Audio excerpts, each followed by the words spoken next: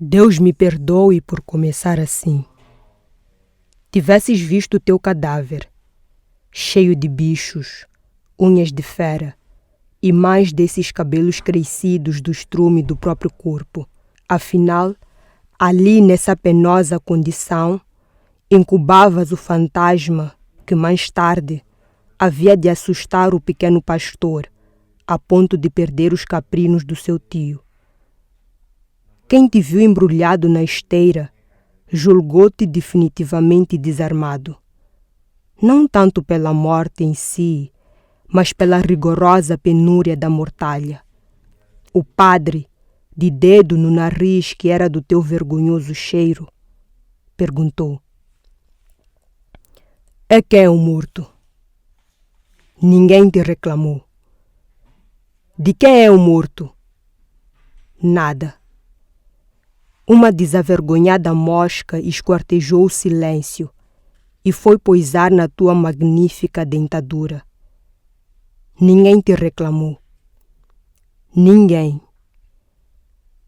Penso que isto dói, mesmo a um morto. É que eras como desses peixes de vidro que caem como a chuva de granizos. Fortuito. Dói. Nascessem do teu rancoroso estrume cogumelos. Estava visto que seriam os cogumelos mais venenosos de toda a botânica. Jorge Amado, Rubem Fonseca, Edgar Allan Poe, Ernest Hemingway e Juan Rulfo foram os seus mestres. Mas antes foi um Chuva, o Zoto, um Tumbeleloan, o Mudzobo, os contos tradicionais rongas ouvidos jamais e a avó materna. Mais tarde, as revistas. Seu primeiro livro foi apontado pela Unesco como obra representativa do património literário universal. É uma pessoa discreta e aparentemente reservada. Talvez isso faça o escritor que ele é. Nasceu no distrito de Marraquene, em Maputo. Foi secretário-geral da Associação de Escritores Moçambicanos entre 1997 e 1999. Foi vencedor dos prémios Guimarães Rosa, BCI, Prémio Sonangol de Literatura. Tem 4 obras publicadas. Suleiman Kassam é nosso convidado nesta edição de 80-90, uma iniciativa criada com o objetivo de colocar as novas vozes literárias diante dos seus autores preferidos para conversar sobre a escrita, sobre os livros e sobre a vida. Esta conversa será dirigida por mim e pelo Fernando Absalão, que está aqui comigo. Humberto Eco escreveu que para sobreviver é preciso contar histórias. Júlio Cortázar, em um momento diferente, disse que o contista é um pescador de momentos singulares. António Lobo Antunes, considerado por muitos o maior escritor vivo português, diz que não lhe interessa contar histórias, ou seja, os enredos não são o mais importante na sua literatura. Suleiman Kassam, para si, na literatura, o que mais importa é o polimento da palavra ou a construção do enredo? Seja bem-vindo a esta conversa. Bom, primeiro dizer obrigado por participar deste projeto 80-90.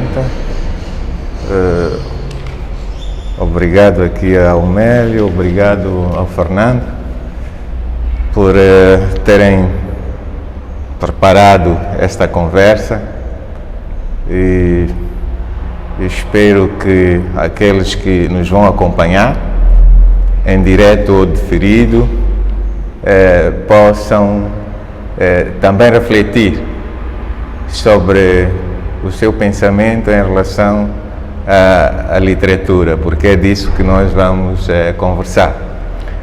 Agora, no que toca à primeira questão que coloca o Mélio, eu creio que interessam as duas vertentes.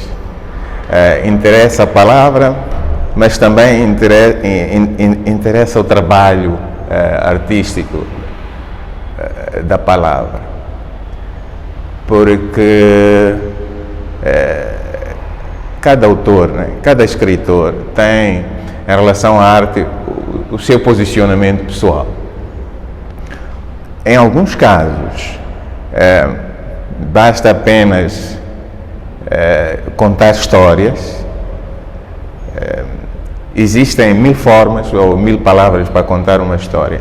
Então, basta contar a história, isso é o mais importante, e por aí se consegue, por exemplo, em muito pouco tempo, escrever um romance de 300 páginas. É uma escrita que vai, segue em frente, não olha atrás, mas há outros autores que cuidam muito da palavra, dão muita importância à forma,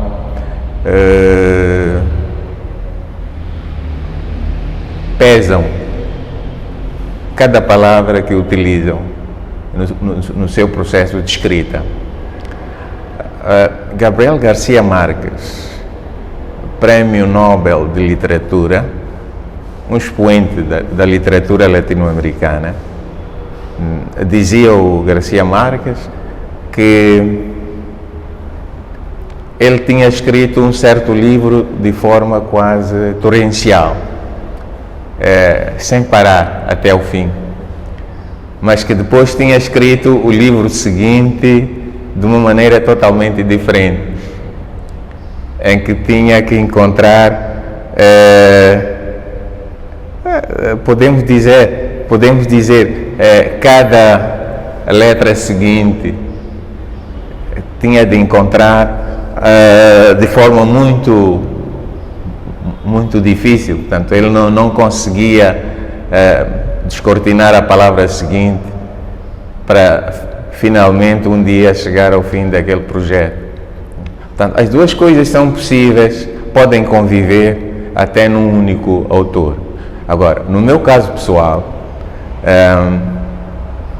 eu dou muita primazia às imagens, nem sequer às próprias palavras em si. Para mim, o que está em causa é a imagem que salta de trás da palavra. E essa imagem é feita através, obviamente, da palavra. E essa imagem é construída e sugerida pela palavra. Mas a palavra em si não tem para mim importância se ela não constrói essas imagens. Então, não são as palavras que têm que ser únicas. É a imagem que tem de ser surpreendente. Nota-se muito no seu trabalho, nos seus livros, não só essa questão de trabalho com a imagem, mas também a questão da oralidade, tanto no narrador, mas também nos personagens. Para além disso, nota-se um outro aspecto que acho que é interessante em termos de inovação e trabalho com a língua portuguesa, que é uma espécie de contradição de ir numa outra direção e não a direção formal da língua portuguesa. Essa questão da oralidade e de desvio, um aparente desvio na língua, isto é uma espécie de uma manifestação das vozes que ouviu quando ainda era mais novo? A questão da oralidade e do desvio, para mim, isso faz parte da natureza da própria escrita literária, porque nós temos, como dizer, vários níveis de escrita, né? A escrita formal tem outro caráter. Tem outro caráter e outra função. Normalmente, quando nós escrevemos, mesmo em literatura, pelo menos essa é a minha experiência, a primeira versão do texto pode estar assim, num nível quase oficial, quase formal, ou a escrita do jornalismo, por exemplo. Ela pende um pouco para o lado mais formal, neutral, até podemos dizer assim. Feita a primeira versão, numa nova leitura, nós percebemos que devemos abandonar, nós percebemos que uma frase tem 1000 maneiras de ser dita e que há uma maneira mais próxima das pessoas. Se calhar é essa que interessa a literatura. E pode ser por aí que a oralidade, não é? entra em jogo. Por quê? Porque o discurso literário é um discurso de comunicação, é um discurso mais humano, mais direto, e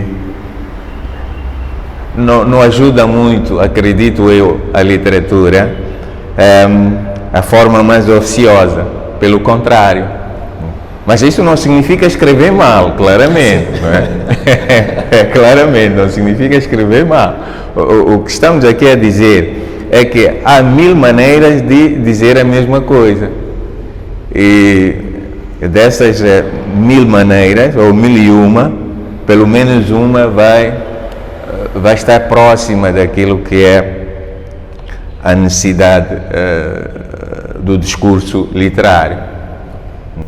E consta que Suleiman nasceu e cresceu entre o Islão e a cultura ronga. A questão que surge é a seguinte: como é que esses dois polos entram já para sua escrita? Eles entendem-se quando Suleiman senta para escrever, ou há uma contínua luta entre eles? Bom, não há propriamente um conflito entre as duas contribuições. De qualquer forma, nós temos que aceitar que há uma cultura de casa, mesmo quando somos aparentemente de uma única cultura. Temos a cultura envolvida com um meio que nos rodeia, o meio onde crescemos e temos as brincadeiras de infância, o meio que nos molda, é a sociedade, né? O homem é um animal social, isso deve ser de alguns ideólogos ou filósofos, deve ser de Karl Marx. Então, mas também temos o meio familiar, temos a casa.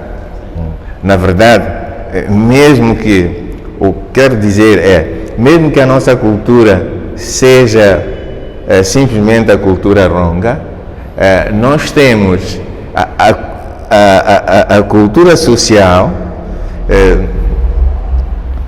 do espaço largo onde vivemos, mas também temos a cultura específica dentro da nossa casa, da nossa família, não é? As regras dos nossos pais, aqueles nossos progenitores. Agora, no meu caso particular, eu tinha no meio envolvente a cultura ronga, com a qual tinha contato diário, mas tinha também a cultura de casa, com essas normas, regras, forma de ser, porque o Islão, na verdade, é uma forma de estar, é um modo de estar, é um modo de vivendo. Então, tinha essas regras e normas de casa, não propriamente religião. Não propriamente religião, porque, pois, volto a dizer, cada casa tem as suas normas internas. Se fosse uma empresa, diríamos cultura organizacional. Cada casa, sim. Agora, só para concluir a questão, porque acho que não cheguei a responder.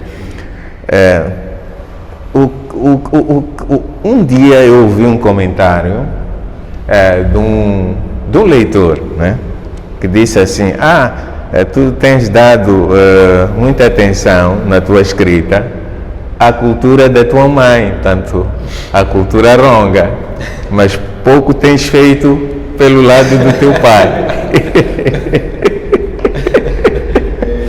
Pouco tens feito pelo lado do teu pai. Bom, eu reconheço que a pessoa que fez esse comentário tinha toda a razão. Tinha toda a razão, por quê? Porque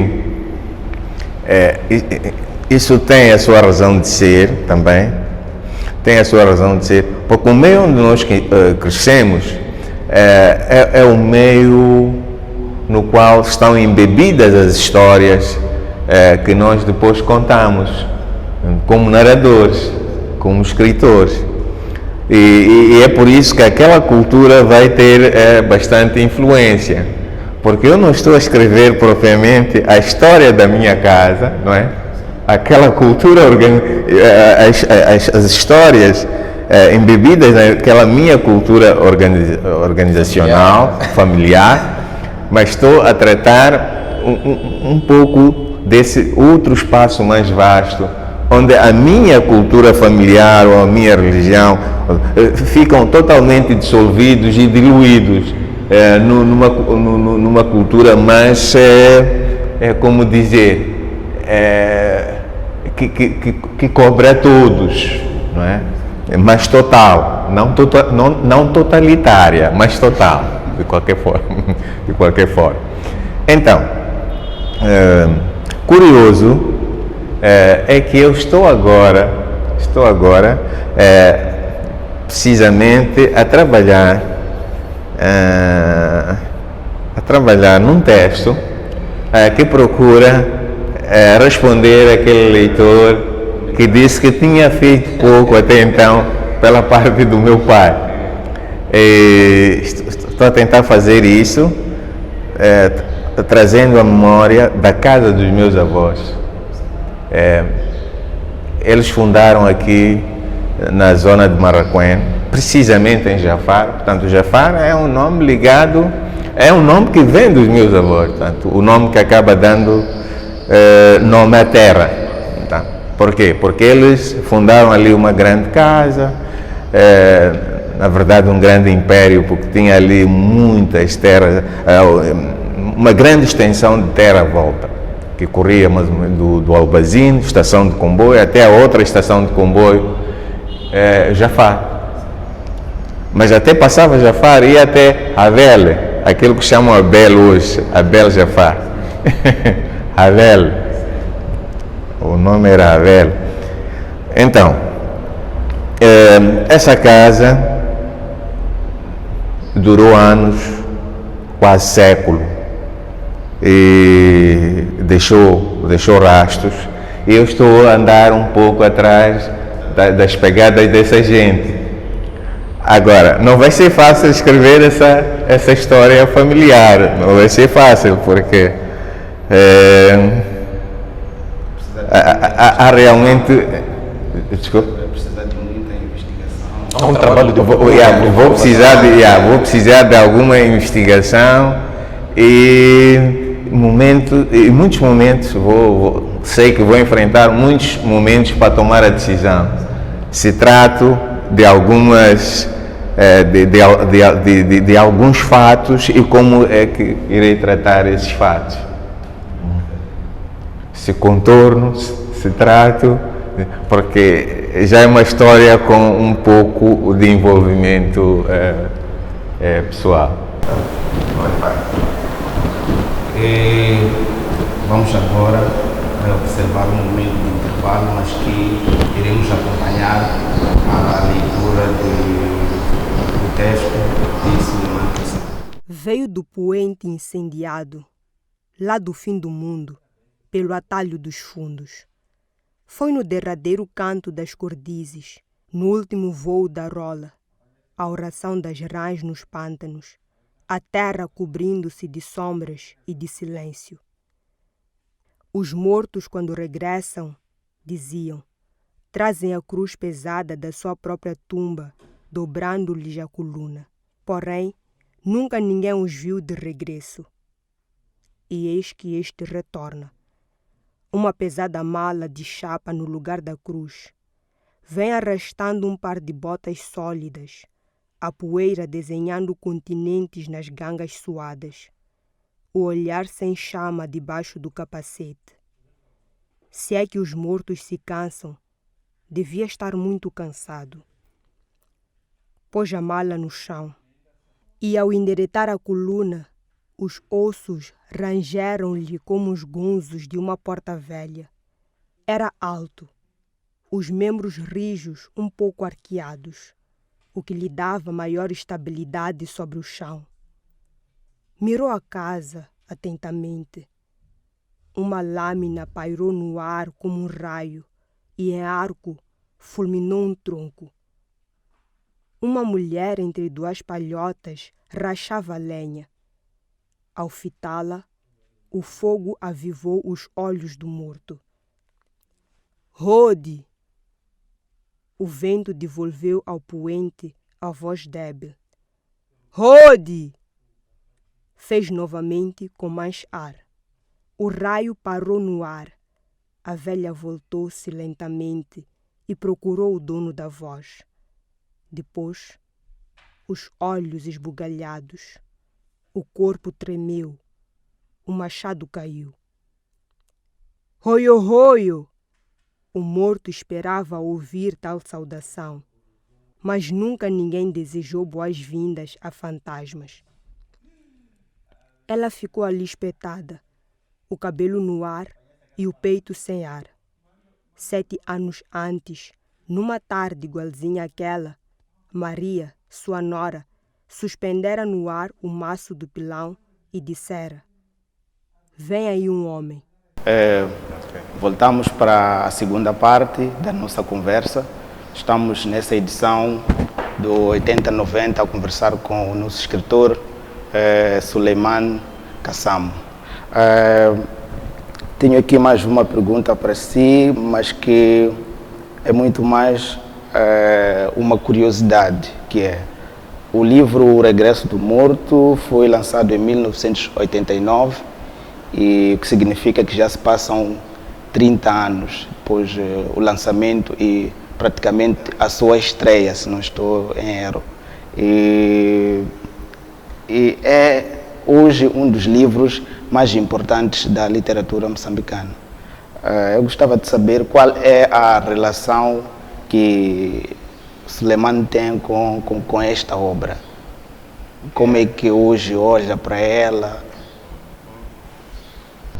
Nem parece, mas o Regresso do Morto saiu há pouco mais de 30 anos, isso é verdade, pela AM, portanto, em 1989. É isso? 89. É a primeira edição pela AM. Depois sai em França, numa edição bilíngue, em 1994, português-francês. Saiu em Portugal em 1997, pela Caminho. Depois saiu em Espanha, pela Universidade de Valladolid. Enfim, a última edição saiu em Angola, saiu no Brasil. A última edição fora do país foi mesmo Brasil. Então, é um livro que já não precisa de mim.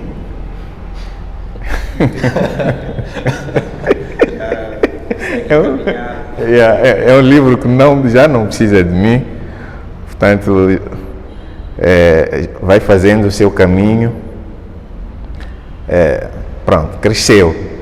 Já não precisa de mim. Agora, quanto ao livro, eu olho para o Regresso do Morto como um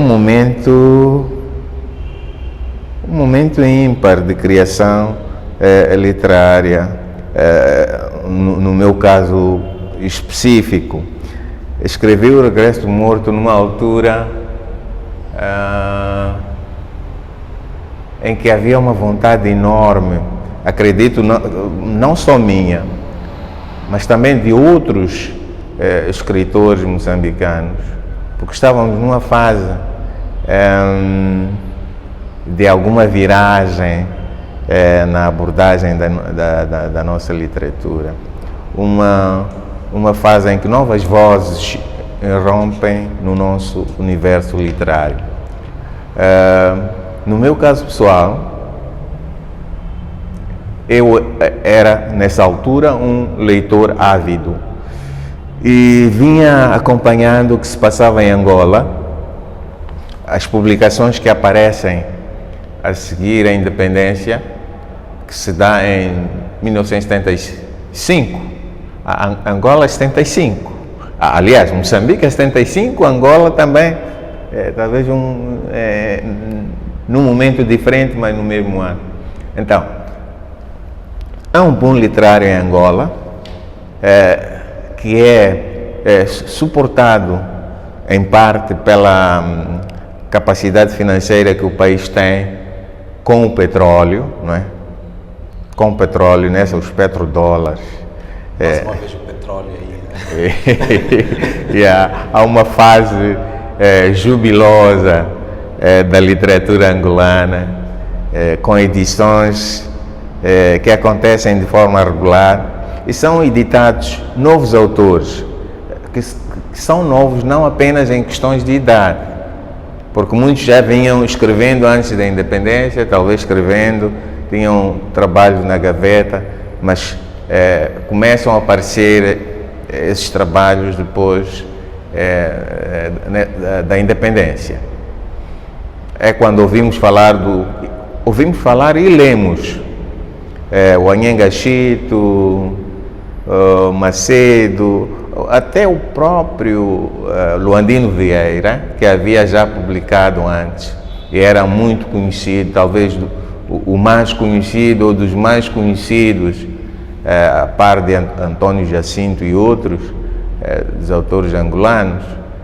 O próprio Luandino Vieira renasce nessa fase do boom literário que se observa em Angola após a independência nacional. Mas então, do meu lado, particularmente, eu senti a necessidade de responder aquilo que acontecia em Angola. Que acontecia em Angola em termos de uma literatura moldada com o barro da própria terra. Felizmente, dá-se um acaso feliz. Um professor soviético, época da União Soviética, que foi meu professor de psicologia no Instituto de Formação Técnica, então, em Nampula. Esse professor de psicologia, tendo percebido que eu tinha alguma queda para a língua portuguesa e gostava de escrever, ele quis que eu lhe ajudasse a encontrar no português que se escrevia em Moçambique, desde a época colonial, em jornais como o Diário de Moçambique, sobretudo na zona das cartas de leitores, que eu lhe ajudasse a identificar aquilo que eram os desvios da língua portuguesa em Moçambique. Então, ao fazer esse trabalho para ajudar o professor soviético de psicologia, mas acho que tinha interesse pela linguística, a encontrar esses desvios da língua portuguesa em Moçambique, acabei fazendo isso na forma de ficção. E por aí começou a nascer a Angelina, Tu Vai Morrer. Eu quis dar a ele uma imagem mais viva. No lugar de apenas retirar frases. Então, eu construí uma história e que dá corpo a Angelina, Tu Vai Morrer. E a partir daí veio a nascer a coletânea o Regresso do Morto. Mas então, o Regresso do Morto, como alguns disseram, é o povo pela própria boca. E foi isso que eu quis realmente fazer, pôr o povo a falar pela própria boca. Em O Regresso do Morto, há uma fronteira muito fluida entre o narrador e os personagens. Por quê? Porque há uma compaixão muito grande do narrador por aquilo que passam os personagens, por aquelas mulheres. Há aqui, sobretudo, uma homenagem à mulher no Regresso do Morto. Então, este livro, pronto, essa escrita, essa obra, ela não pode deixar de me marcar. Até porque teve a simpatia que teve a nível geral. A nível geral. Foi bem aceita aqui entre os meus confrades, foi bem foram os meus confrades que incentivaram a publicar a obra na AEMO, e assim foi publicada com a chancela da AEMO. Teve aquela aceitação que teve até receber aquela distinção da Unesco. Portanto, pronto, é realmente um trabalho que está lá, e eu tenho pelo Regresso do Morto todo o afeto. Porém, eu não poderia escrever 2 vezes o Regresso do Morto. Não podia escrever 2 vezes, seria o trabalho. Então, eu não podia escrever 2 vezes. Fui para um registro um pouco diferente, em Palestra para um Morto, um outro texto para mim fantástico, quer dizer, estou a falar na qualidade de leitor, não de autor. E nós, como outros leitores, confirmamos que é um livro excepcional. Fantástico. Talvez o Palestra para um Morto precisa um pouco da minha palavra para lhe, porque falou-se pouco. O Regresso do Morto já não precisa tanto, mas eu acho que Palestra para um Morto não fica nada de ver o Regresso do Morto. Houve uma coletânea de crônicas que é Amor de Baobá. Alguns dos textos ali são lapidares também, na minha opinião, imodesta, imodesta. E agora, finalmente, escrito 2 vezes, perder tempo, mas fazer o quê? 2 vezes, eu não consigo libertar-me por vezes de certos trabalhos. Há tal coisa, né, de procurar uma imagem. Então, este aqui, a Carta da Ambonga, Prémio Sonangol. Então, a Carta da Ambonga, fragmentos de uma vida encalhada na estação, nesta edição revista. Para mim também, um registro fabuloso. Para mim que vivi o que ali é narrado, né? O tom nostálgico, memorialístico com que este texto é construído. Bom, se calhar não é como devia ser, mas eu não tinha outra forma de escrever o livro. Seria mentira se escrevesse de outra forma. Eu acho que cada um destes livros, cada uma dessas obras tem o seu mérito. É claro,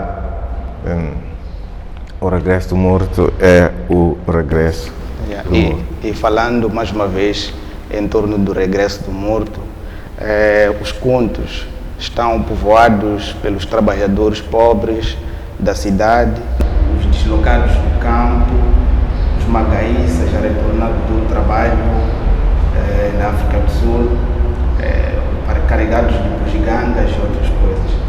De que modo o ambiente social influencia a sua produção em termos de literatura? Como influencia a sua oficina literária? O ambiente social. O ambiente social. Bom, o ambiente social é a matéria-prima para a produção de uma literatura que se pretende ligada à terra. É a matéria-prima. Então, nesse sentido, esses são os personagens, né? São eles que alimentam essas histórias. O autor, penso eu, deve ter a pretensão de que as pessoas se identifiquem com aquilo que ele escreveu. as pessoas se reconheçam. Eu estava aqui a falar há pouco desse último trabalho publicado, a Carta de Ambonga, Fragmentos de uma Vida Encalhada na Estação. Então, quando eu começo assim, quando alguém for a ler, encontrar isto e entrar para esta obra desta forma. A estação de Vila Luísa de Marraquém era a mesma dos tempos em que tropeçou no amor, em tudo igualzinho. Então, essa pessoa, se realmente passou por aqui, logo, só a estação de Vila Luísa de Marraquém, que já não se diz porque a estação hoje é a estação de Marraquém, mas e logo esse nome Vila Luísa, nome colonial, mas pronto, construiu as memórias das pessoas, e só esta passagem ela já traz consigo todo um tempo, todo um desfile de imagens e tudo. Então, eu acho que essa é a pretensão do autor, fazer com que as pessoas se reconheçam naquilo que foi escrito. Passando, Suleiman, agora do Regresso do Morto para a Palestra para o Morto, nós notamos que este livro é inteiramente dedicado a um autor, por qual escritores como Augusto Roa Bastos, Gabriel Garcia Marques, Júlio Cortas e outros prestaram reverência, ou seja, renderam-se à sua escrita. É um escritor que apenas assumiu a autoria de 2 livros, nomeadamente O Chão em Chamas, que é um livro de contos de 1953, e Pedro Páramo, um romance de 1955. Depois foi o silêncio e mais tarde a morte. Chegou 18 anos depois, 18 anos depois de ter chegado à mesma cidade, portanto morreu ali na mesma cidade. E a pergunta que particularmente tenho, por causa dessa sua ligação e depois de dedicar uma obra a este autor, eu gostaria de saber, Suleiman, o que é que tanto liga a Juan Rulfo? Mas antes, talvez, de dar essa resposta, vamos fazer uma breve pausa para uma leitura de excerto de Suleiman Kassamo e já voltamos com a resposta a essa pergunta. A padaria olha a rua de alcatrão, esse alcatrão a ferver nos pés nus da Laurinda. Mas Laurinda não sente o sol a derreter no alcatrão, a arder no zinco, a subir da areia vermelha da rua que entra, com seus grãos de ouro e diamante a brilhar, na salada de linhas, cores e odores do subúrbio. Foi seguindo a rua que, ao rés do muro, a Laurinda, nadando contra as ondas da bicha, veio dar no alcatrão. O alcatrão ferve, Laurinda não o sente. Como querem que ela sinta o alcatrão se a cabeça dela está cheia de pão? O pão rouba força nos joelhos, cega os olhos, gira o juízo da Laurinda. No balcão, uma onda incha, cresce, vem bater no peito da Laurinda. Depois, outra onda, e outra, e outra, outra, o balcão fugindo para longe. Na onda seguinte, quase Laurinda queria naufragar. Agarrou numa tábua a anca da mulher a quem seguia e seguiu o dorso da onda. Os mufanas tentam entrar na bicha, os mufanas tentam entrar na cabeça da bicha. E quando isso acontece, bicho que é, a bicha fica a mexer o corpo como Maria Café. As mamanas gritam: Angacone! Angacone lá! Os olhos da Laurinda procuram milícias. Onde estão? O serviço deles, afinal, é qual? Ah, são espertos. Chega, parece que está a ver bicha. Vai no balcão, este saco com pão, vai embora a rir com olho, porque tu dormiu na bicha é mampara. É bom assim, é bom mesmo. Onde tem unidade? Onde tem vigilância dele? Agora está a ver. Não é milícia esse que vai com pão a rir com uma menina. Malandro. Milícia de indite só. A raiva aperta a garganta da Laurinda, sobe na cabeça, desce nos braços. As unhas da Laurinda, cheias de raiva, de novo, como garras de caranguejo, mordem as ancas da outra. A vítima salta de dor, grita, diz coisas sujas. Agora parece que vai bater mesmo na Laurinda. Bom, como dizia Suleiman, o Juan Rulfo publicou apenas 2 livros. Um livro de contos, que é O Chão em Chamas, de 1953, e depois veio a publicar, em 1955, um romance, que o Suleiman cita muitas vezes. E a pergunta que eu tenho é o que tanto liga a Juan Rulfo que, pronto, chegou ao nível de dedicar-lhe Palestra ao Morto. O Juan Rulfo é um autor singular. Eu diria até que ele é o pai desta nova corrente, nova em termos históricos, né? Esta corrente que vem a ser a vanguarda literária na América Latina, a vanguarda literária do mundo, e que começa, é relativo dizer começa, mas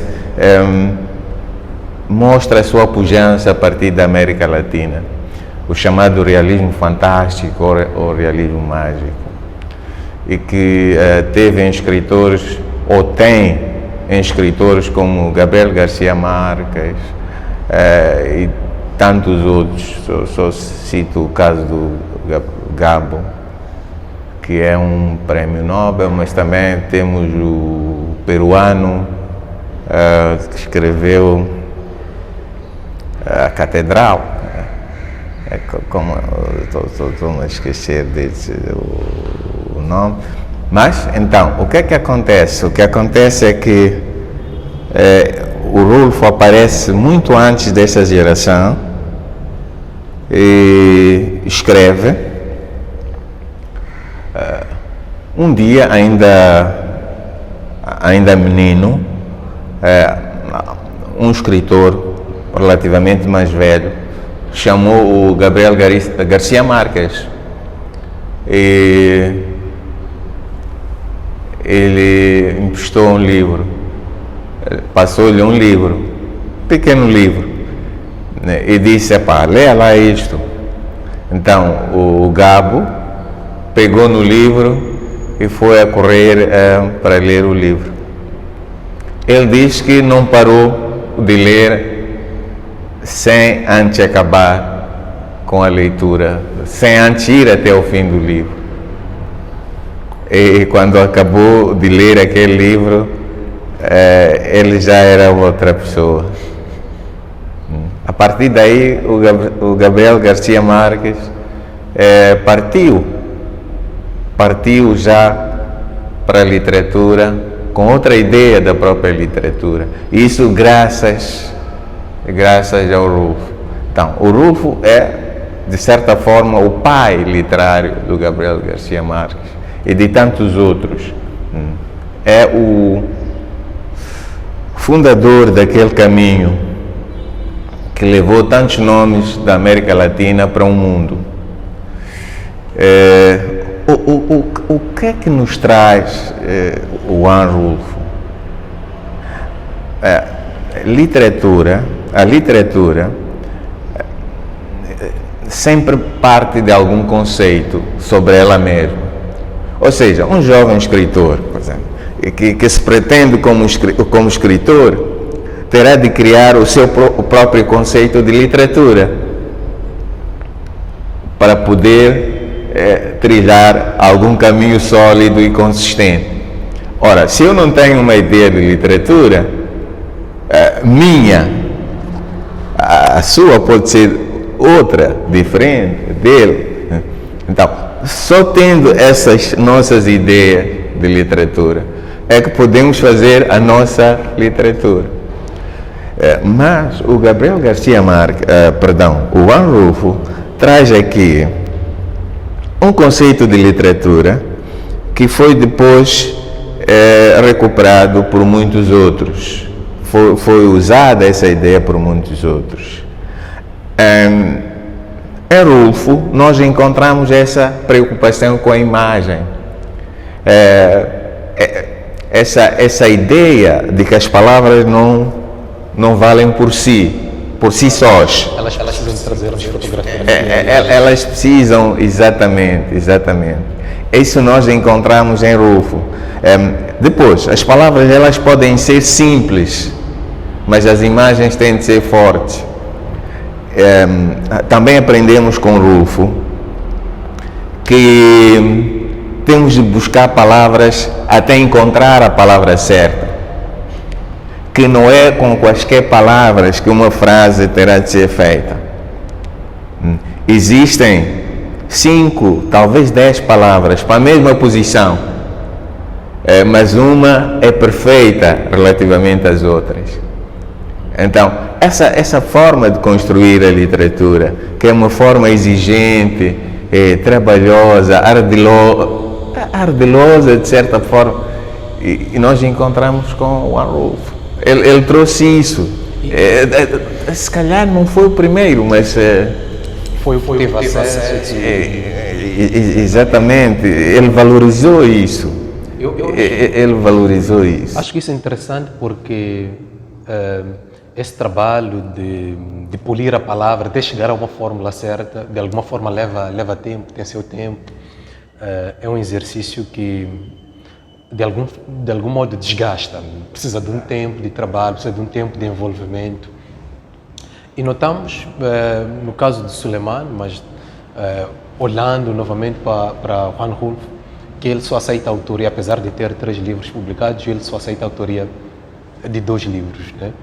E mesmo assim é interessante a forma como ele depois é reconhecido, foi inteirado com honras nacionais e só para continuarmos aqui com Juan Rulfo, há um conjunto de conversas que são feitas em 1981, entre 81 e 83, e numa dessas conversas abordado sobre essa questão de porque é que ele só tinha publicado apenas um número pequeno de livros, ele respondeu da seguinte forma, e passo a citar: eu tinha o voo, mas cortaram as minhas asas, perdi. E em Palestra para o Morto, Suleiman, é interessante esse paralelismo, mas ao mesmo tempo esses pontos contraditórios. Suleiman Kassam escreve em Palestra para o Morto uma frase que particularmente gosto, que é a seguinte: quem tem um sonho tem asas. E no caso do Juan Rulfo, diz que foi cortado as asas. E eu fico assim a questionar-me de forma recorrente, Suleiman, o que é que seria capaz de cortar as asas a um grande escritor como era o Juan Rulfo? Bom, na minha opinião, eu acho que o Rulfo respondeu assim como respondeu, fica algum enigma. Portanto, se calhar é o tal caráter da própria literatura do Rulfo, né? De deixar algo subjacente, algo detrás do muro. Mas eu acho que, pelas características da obra do Rulfo, naquelas 2 obras, ele cumpriu com a sua missão. Provavelmente ele não precisava de escrever outra obra, ou se o fizesse teria que mudar um pouco de tom ou tipo de registro.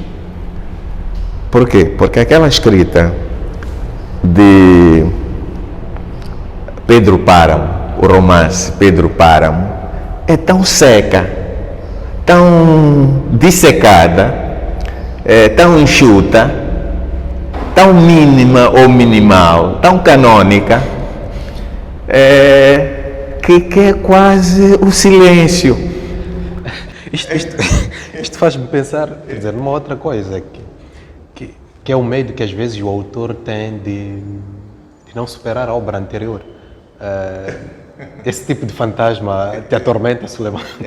Exatamente. Então, este conseguimento que parece, quer dizer, este silêncio, este reduzir ao silêncio da própria escrita, que parece algo simples de conseguir, e não é.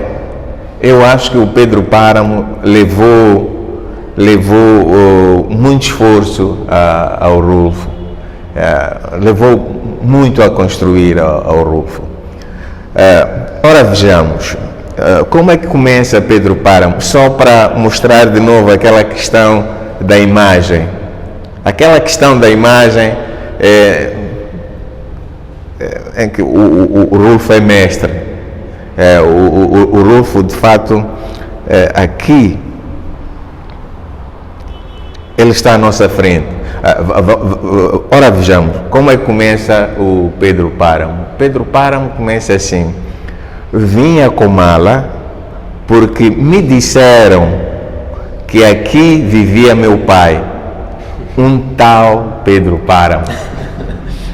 Ora, uma frase que parece totalmente normal, não tem palavras extraordinárias, não usa léxico do além, é, entretanto, uma frase lapidar.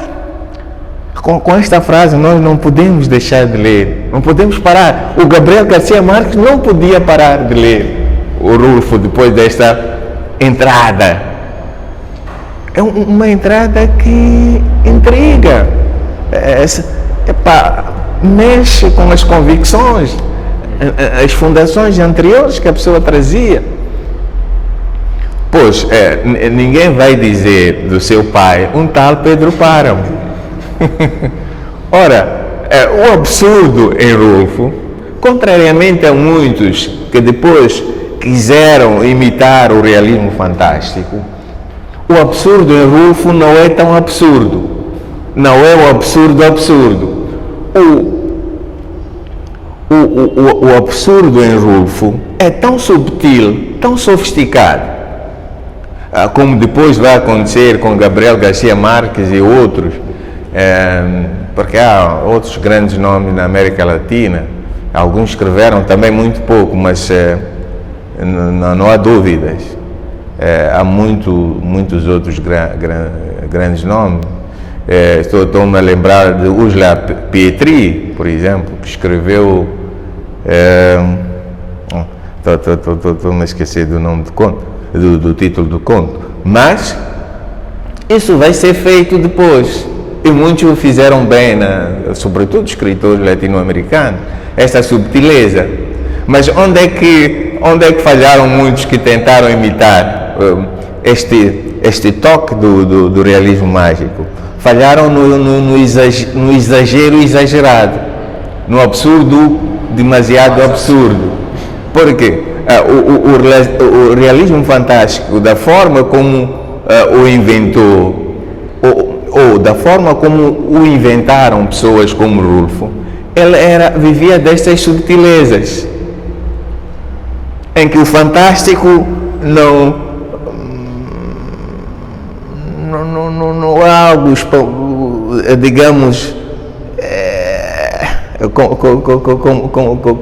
como dizer, não é algo grandioso, algo,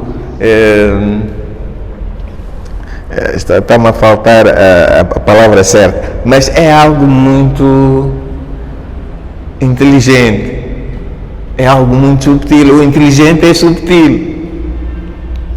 O inteligente não é o exagero, não é o exagero demasiado, não é pôr alguém a sangrar durante anos.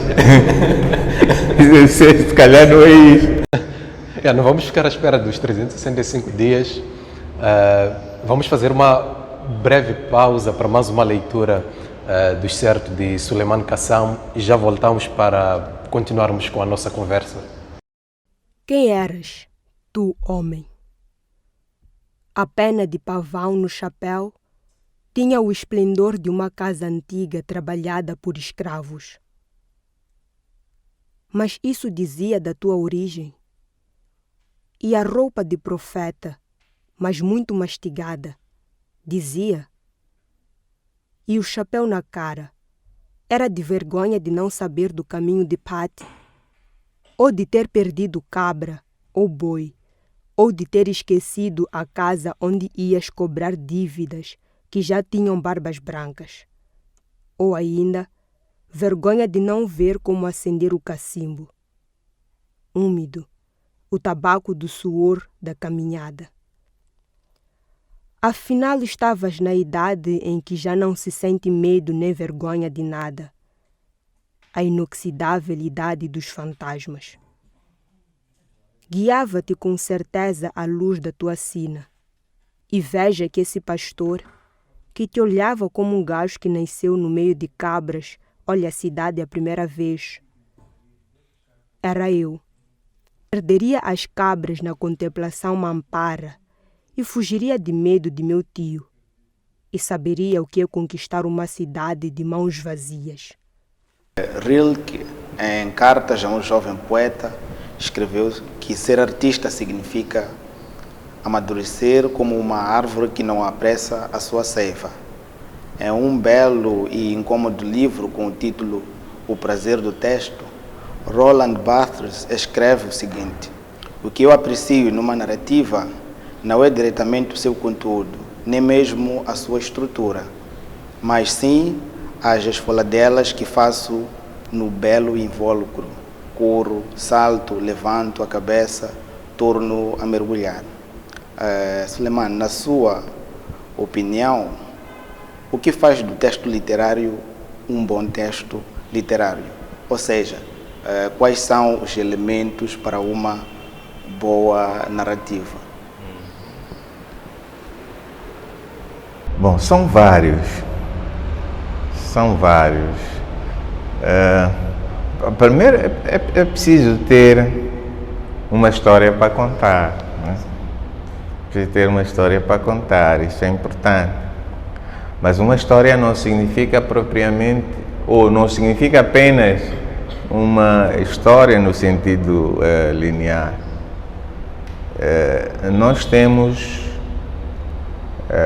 obras ou textos literários que foram escritos quase que dentro de quatro paredes, com muito poucos elementos. Mas o mais importante ainda do que história, é criar uma atmosfera.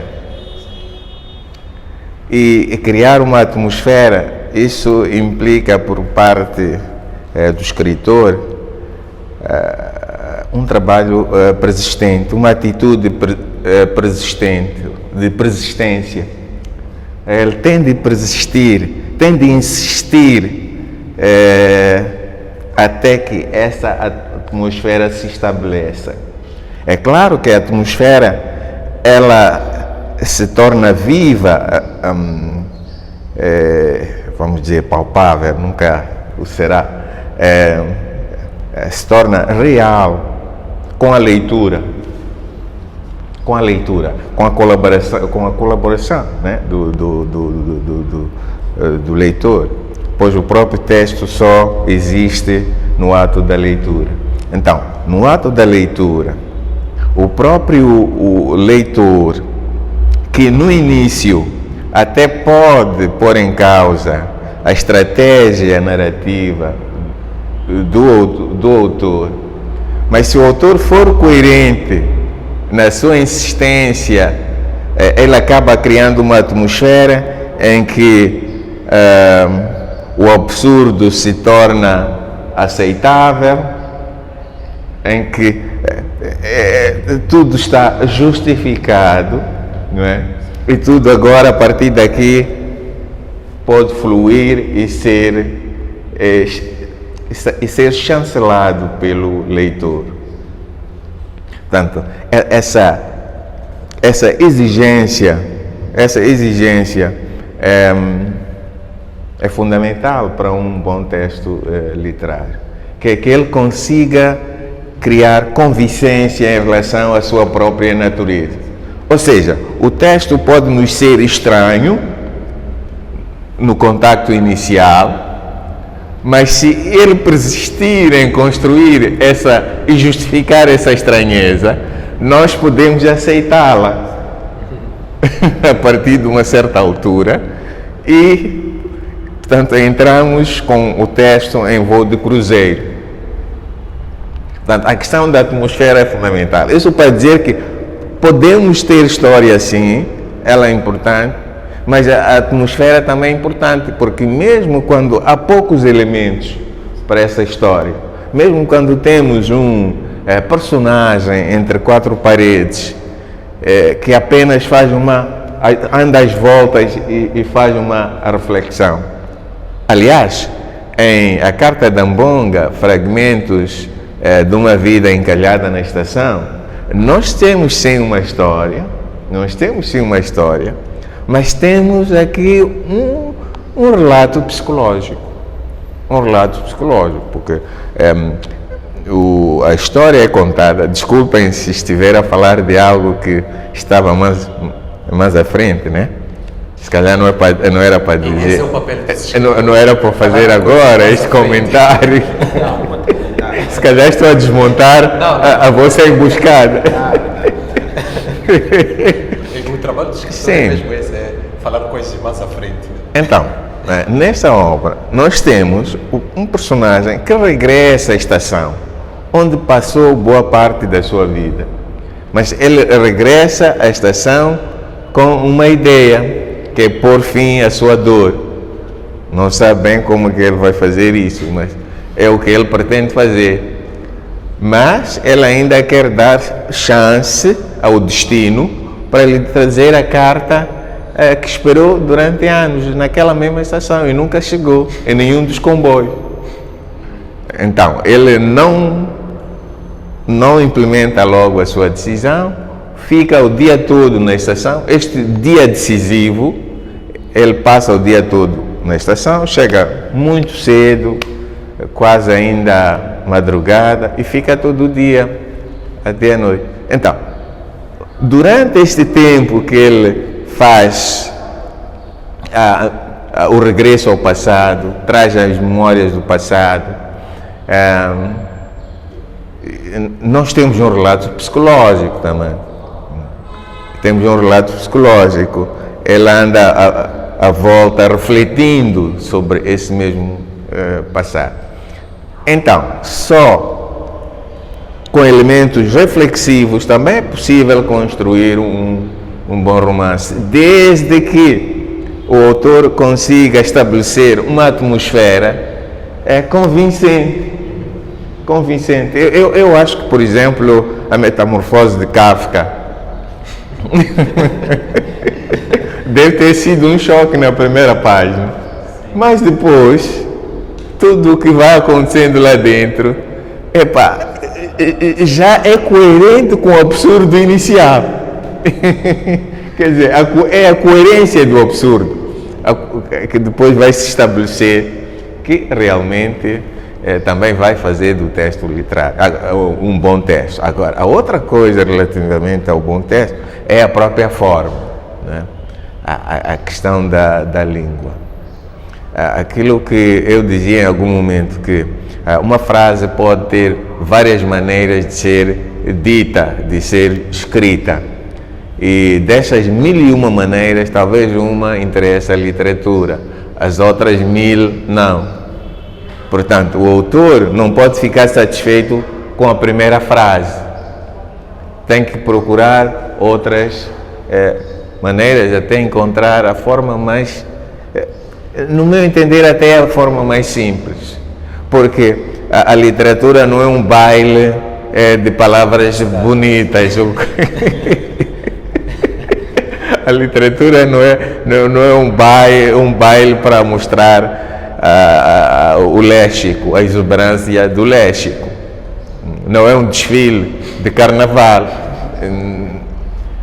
É bem outra coisa. Bom, Suleiman, nós já vamos ao fim desta conversa, que está muito boa.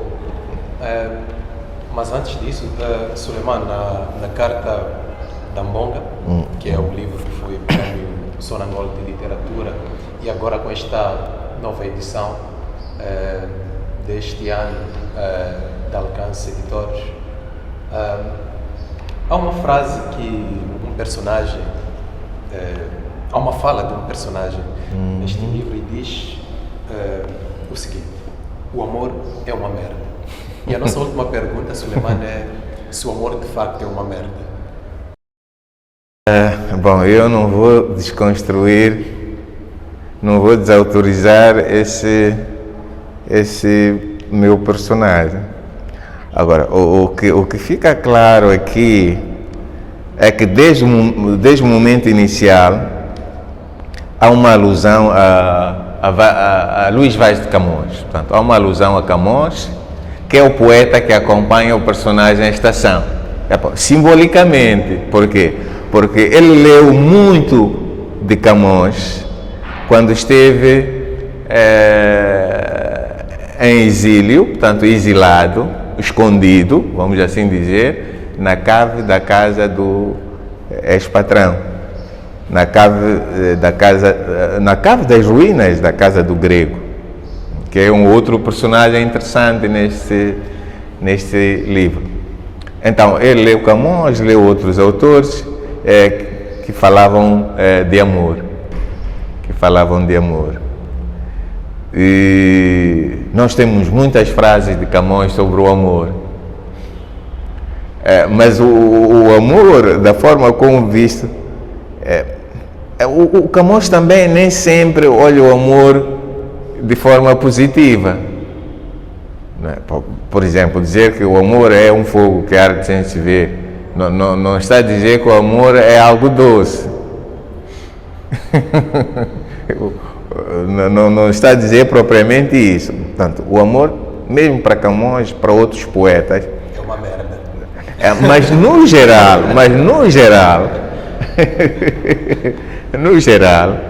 há uma visão grandiosa relativamente ao amor, enaltecedora relativamente ao amor. Agora, quem diz isso aqui nesta obra? Quem diz isso é o carteiro que acompanhou a odisseia do personagem principal, a odisseia de Salatiel, aquela espera de quase 40 anos pela carta, que nunca chegou em nenhum comboio, então, e era o carteiro que devia ter feito essa entrega e não teve o privilégio de entregar a carta. Então, ao vê-lo ali a entrar num comboio sem destino certo, não é? Ao vê-lo ali partir, fazendo o balanço de todos aqueles anos, então, o que ele podia dizer do amor? Ao vê-lo partir às cegas. O amor, aquilo só podia ser a tradução do que era o amor, que é uma merda. Sim, mas eu acho que também é esse tipo de fechos, o tipo que lembra um pouco o remate do conto. Portanto, este tipo de fecho um pouco imprevisto o fecho, né? Essa forma que nos surpreende um pouco, acho que faz parte da natureza da literatura. Faz parte da natureza da literatura. E assim chegamos ao fim da nossa conversa com Suleiman Kassam. Suleiman, muito obrigado pela sua disponibilidade, pelo tempo, e tenho a certeza que ainda teremos outras sessões consigo e espero que esteja disponível também. Esta conversa é parte das sessões 80 e 90, uma iniciativa que coloca as novas vozes literárias com os seus autores preferidos. Estivemos à conversa com Suleiman Kassam, um dos mais importantes escritores moçambicanos. O seu primeiro livro, o mais conhecido, neste caso, que é O Regresso do Morto, foi lançado em 1989. foi apontado pela Unesco como obra representativa do patrimônio literário universal. Foi também vencedor do Prêmio Guimarães Rosa, Prêmio BCI, Prêmio Sonangol da Literatura. Esta conversa foi dirigida por mim, Fernando Absalão e Mélio Tinga. Despedimos-nos com a promessa de voltar para mais uma outra sessão, oportunamente. Olhou para Salatiel, não propriamente de cima da sua autoridade de sexagenário, mas por conta de todos aqueles anos em que o vira vaguear por ali. Anos em que travaram amizades sem no íntimo deixar de o invejar ao ser o único ali que aguardava por alguma coisa. Também olhou por conta do tempo em que o outro andara sumido e ia ver-lhe de vez em vez a boca da cave. E sem nunca tirar a vista dele, ouviu o apito de aviso de partida daquele comboio fora de horas.